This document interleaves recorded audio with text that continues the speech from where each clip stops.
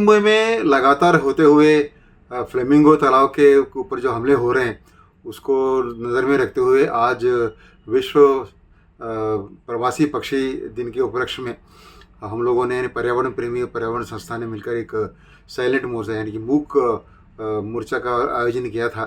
ये नेरुल स्थित NRI lake से लेकर DPS वेटलैंड तक हमने मोर्चा की। इसमें काफ़ी पर्यावरण प्रेमी और स्थानिक रेजिडेंट्स ने पार्टिसिपेट किया था। इसका मुख्य उद्देश्य था कि जितने भी हमारे फ्लेमिंगो डेस्टिनेशंस हैं जैसे कि DPS लेक हो गया, NRI और TH चाणक्य तालाब, इसको संरक्षण करने के लिए, इसको कंजर्व करने के लिए सरकार की और अधिकारियों की ध्यान आकर्षित करने के लिए हम लोगों ने एक कार्यक्रम का आयोजित किया था।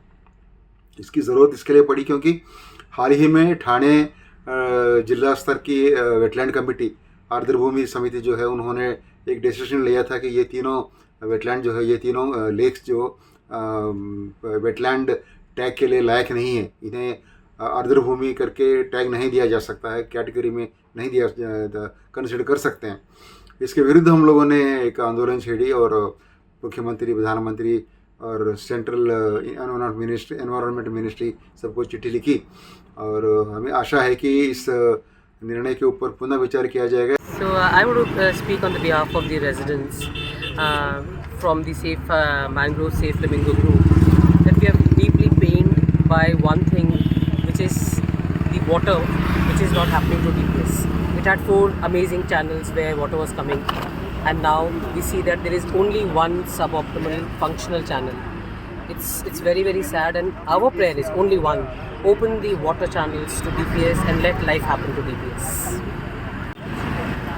Navi Mumbai DPS lake is only and only known for flamingos, and if these flamingos are gone, one special heritage point of Navi Mumbai is gone. We are known as a flamingo city.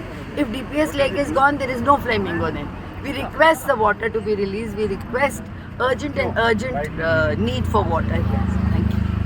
Other departments have been supporting us. NMMC, Mr. Ganesh Nayak and Mrs. Netra Shirke and others have been supporting us, but all our appeals have been falling on deaf ears as far as SEDCO is concerned.